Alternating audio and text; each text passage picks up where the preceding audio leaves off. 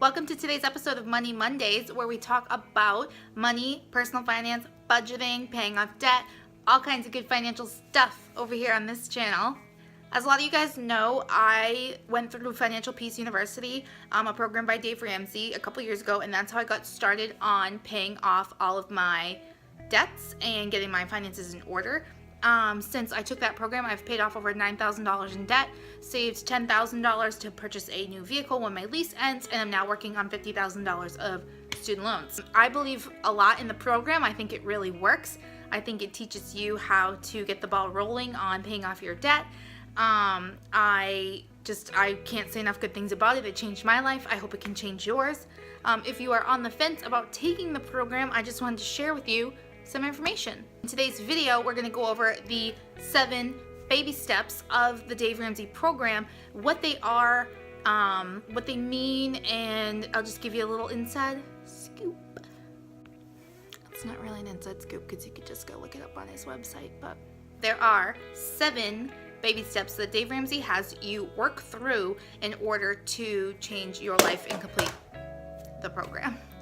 If you have some debt and you're not really sure like where to start and how to even tackle this and like where to get going on your personal finances, this is for you. All right, so baby step 1, save $1,000. You might be like, I clicked on this video because I don't have any money, so how am I supposed to save $1,000? Thanks for your help. You need to save $1,000. Dave recommends you do this in like any way possible. Like he literally, sell your TV, sell your stuff, like let's go.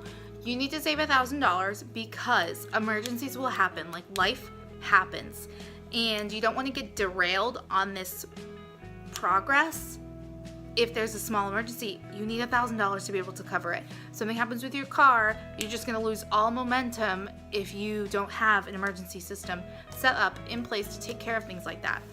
You don't want to live your life in this terrifying, worried state. For me personally with this,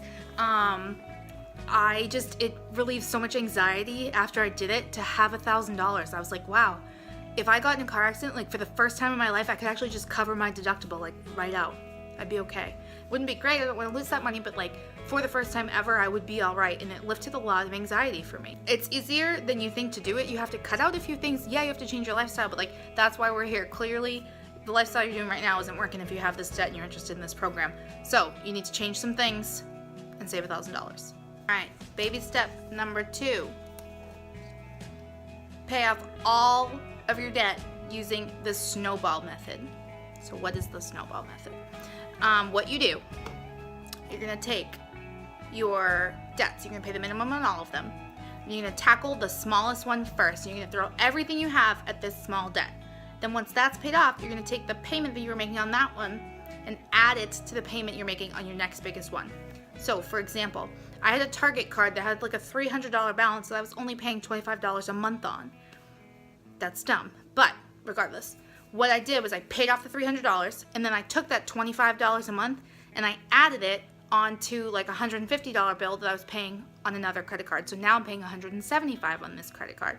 That speeds it up. Once that one was paid off, I took that $175 a month, added it to another credit card that I was probably paying around $200 on, and now we've got $375 going at this credit card every month because we've rolled the ball here. That's how you pay off all your debt. That debt, he means credit card debt, like consumer debt, any medical debts, any student loan debts, anything like that goes in this snowball. A lot of times I think people get really frustrated with this stuff because they feel like you have to follow it to this like specific T. These are suggestions. Obviously, you don't need to follow them perfectly. For example, I paused my debt snowball to save money for my car because I knew my lease was ending and I knew I did not want to take on any more debt for a car loan. So I saved money in order to not have to do that. I'm restarting my snowball to tackle the rest of my student loans now that I've got the car thing figured out. So sometimes you can adjust these steps, like it's not like all written in stone, but this is the method that works. It's proven, it changes people's lives, it's gonna work. All right, baby step 3 is to save 3 to 6 months of your expenses for emergencies. What they mean by that? They don't say save 3 to 6 months of your income, okay? You want to save 3 to 6 months of your expenses, like bare minimum expenses. what do you need to get by for 3 to 6 months? You can make a personal like family decision on if you want it to be 3 months or 6 months. Obviously, if you have children, it's probably better to have more saved, just because like other people are relying on you kind of thing. Like I'm just me, so like maybe 3 months would be fine. So what you want to do though is save that for emergencies, true emergencies, like can't go to work anymore, gonna have no income whatsoever coming in. Not like, oh, we need a new water boiler. Like, nope, that should be in a different fund that Dave talks about in class. But 3 to 6 months of expenses for emergencies, and you just put them in this completely separate savings account that you never touch. When you first start this journey, it sounds like you're like, that is a lot of money. I could never do that. But think, you've paid off all of your debts now. So all of the money that we're using to pay off your debt can now go to this fund. So it actually won't take you that long to save. And the reason that this program is called Financial Peace is like, think of the peace and calm that you could feel if you had 3 to 6 months of funds like saved up. Like the anxiety that could just alleviate from you would be immense, just thinking about the pressure and the weight that could take off your shoulders, knowing obviously you don't want to have to like use it, but there's a plan B if something were to go wrong. It can really bring you some peace and change your life in that way. Baby step 4 is to put 15% of your household income into a Roth IRA or another pre-tax retirement savings. This is where you start saving for retirement, people. The number of people in the US who are not saving for retirement is staggering. It's terrifying. What are you gonna do? You're gonna work when you're old? No, thank you. This is where you start saving for this stuff, okay? We don't want to be 80 years old bagging groceries in Market Basket. You don't want that. You don't. Start saving for retirement. Obviously, you have to take care of the debts first. It's all about priorities. We do that first, then we do this. Time to save. Plan for your future. Baby step 5. Baby step 5 is to save for your children's college fund.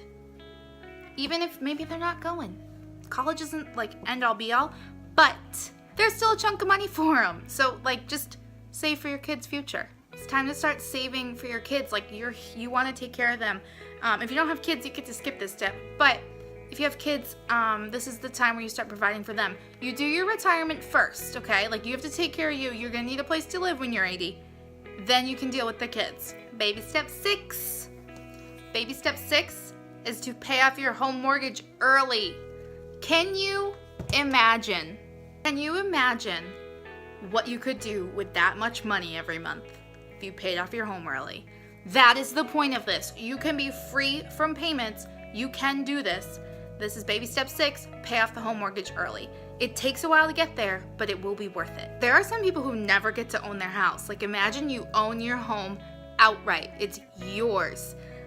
It can happen. You can do it because you're gonna take all of this money that you've been using this whole track, and now it's funneling into step 6. It all builds upon itself. It sounds crazy to think about this when you're in like a dire financial situation, but people do this. Like this happens. Dave has people who have successfully completed this program.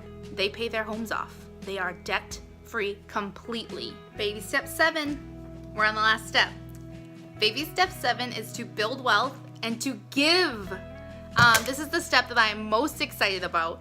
You take all this money that you've saved and all of these bills that you've gotten rid of. You have no payments anymore.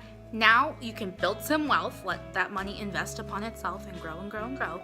And then you can give it away. That might sound a little crazy, but that means you can do whatever you want with it. Money is not bad or evil or good. What you do with money is what makes it good or evil. So you can take all this money that you have and you can do whatever you want with it. You get a good cause that you like, give it away. You get a friend who needs some help, give it away. You can do whatever you want. Sure, you can get rich and you can just lay in a bucket of money. But I think we get more joy from helping others, and to be in the position to just help people whenever you want. How cool would that be? These are them. These are the 7 baby steps. They're not set in stone, okay?